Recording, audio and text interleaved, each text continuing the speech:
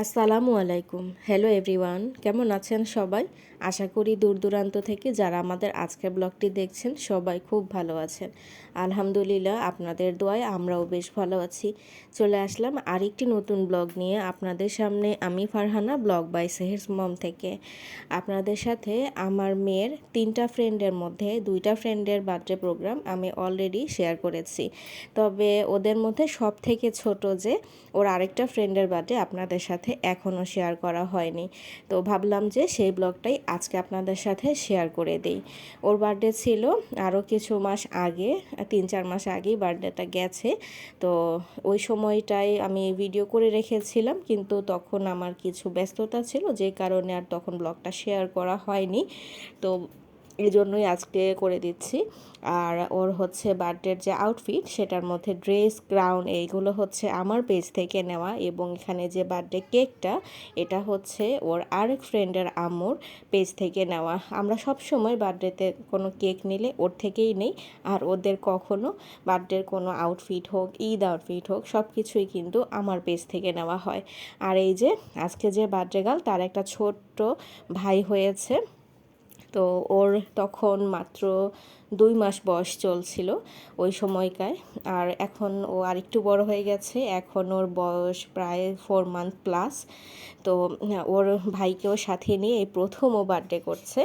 আর ও কিন্তু অনেক অনেক বেশি স্পেশাল, কারণ ওদের ফ্যামিলিতে ওদের 4 বোনের মধ্যে ওর একটা মাত্র ভাই। মানে ওদের চাচার হচ্ছে 3টা মেয়ে, ওরা 3 বোন, আর তার সাথে যেই বার্থডে গার্ল ও একাই ছিল। তো ওদের ফ্যামিলিতে বলতে গেলে এই প্রথমে হচ্ছে ছেলে বেবি। তো 4 বোনের অনেক অনেক বেশি আদরের, আর তাকে নিয়ে এবারের আয়োজন।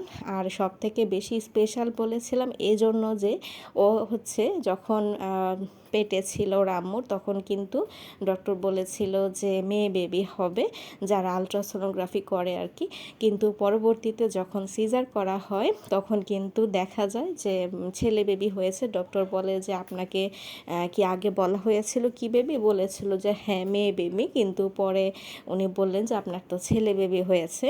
তো ওই সময়টায় ওদের সবার খুশির কোনো ঠিকানা ছিল না, কারণ ওরা অনেক এক্সপেক্ট করেছিল যে সবগুলো বোনের মাঝখানে এবার একটা ভাই হোক, তাহলে সবার পরিপূর্ণতা আসবে।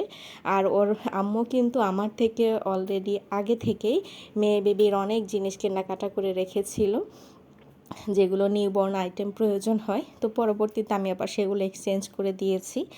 আর যাই হোক, আর ওর বার্থডেতে কিন্তু আমরা আরেকটা হচ্ছে সুন্দর পার্লের নেকলেস দিয়েছিলাম, যেটা আমি এর আগে অনেকবার বলেছি যে আমরা একই সাথে 4টা সেম ডিজাইনের মধ্যে পার্ল এবং অল্প একটু ছোট্ট একটা বাটারফ্লাই লকেটের মধ্য দিয়ে সেট নিয়েছিলাম, যেগুলো একে একে সবার বার্থডেতে আমরা দিয়েছি। তবে আমার মেয়েটা ছিল একেবারেই সারপ্রাইজ, আমি কিছুই জানতাম না। তখন ওরা একসাথে 4টা সেট কিনে রেখেছিল, কিন্তু আমাকে জানায়নি।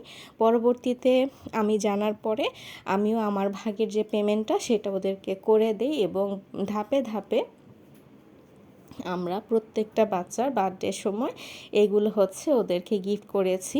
তবে যার যার মায়ের কাছে আমরা আগেই হ্যান্ডওভার করে দিয়েছিলাম, যেহেতু একটা সিকিউরিটির ব্যাপার থাকে, যার যার হাতে থাকাই ভালো। কিন্তু বাচ্চারা কিন্তু এই বিষয়ে কিছুই জানতো না, ওরা সব কিছুই পেয়েছে বার্থডের দিন। তো এইটার মাধ্যমে ওদের 4 ফ্রেন্ডের এই সুন্দর জুয়েলারিটা ফিল আপ হলো। এখন ওদের 4টা ফ্রেন্ডেরই সেম সেম জুয়েলারি আছে। তো ওর আম্মুকে বললাম যে ভাবি আপনি পরিয়ে দেন। তো ভাবি এসে ওর নেকলেসটা পরিয়ে দিল, আর এই ড্রেসটার সাথে অনেক সুন্দর ম্যাচ হয়েছিল, যেহেতু ড্রেসের মধ্যেও পার্লের কাজ করা ছিল, তার সাথে এই সুন্দর যে নেক পিসটা এটা একবারে ম্যাচ করা যাচ্ছিল, যে কারণে আরও বেশি মানিয়েছিল। তো ওদের এই ফ্রেন্ড সার্কেলের মধ্যে 4 জনের সাথে আরও একটা ফ্রেন্ড অ্যাড হয়েছে।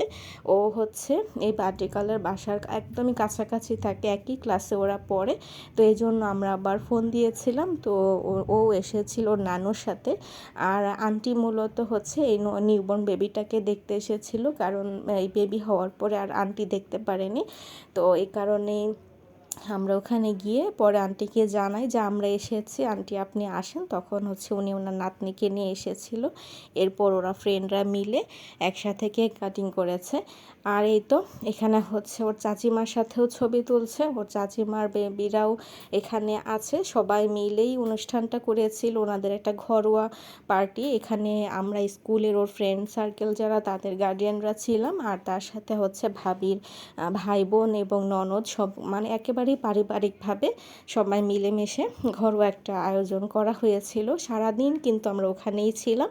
দুপুরের খাওয়া দাওয়ার ভিডিও করা হয়নি, কারণ বাচ্চাদেরকে খাওয়া দাওয়া করাতে অনেক বেশি ঝামেলা, জানেন সবাই ছোটাছুটি করে, যে কারণে আর দুপুরের খাওয়া দাওয়ার আয়োজনের ভিডিওটা আমার নেওয়া হয়নি। বিকেলবেলায় শুধুমাত্র এই কেক কাটিংয়ের শর্টসটা করেছিলাম। আশা করি আপনাদের ভালোই লাগলো। আপনারা সবাই ওর জন্য দোয়া করবেন এবং ওদের সবার জন্যই দোয়া করবেন, যেন ওদের এই ফ্রেন্ডশিপটা আজীবন থাকে এবং সবাই মানুষের মতো মানুষ হয়। আর আমরা সারাটা দিন অনেক আনন্দে কাটিয়েছি সবাই মিলে। আমরা বড়রাও যেমন আনন্দ করেছি, ওরা ছোটরাও তার থেকে অনেক গুণ বেশি আনন্দ করেছে।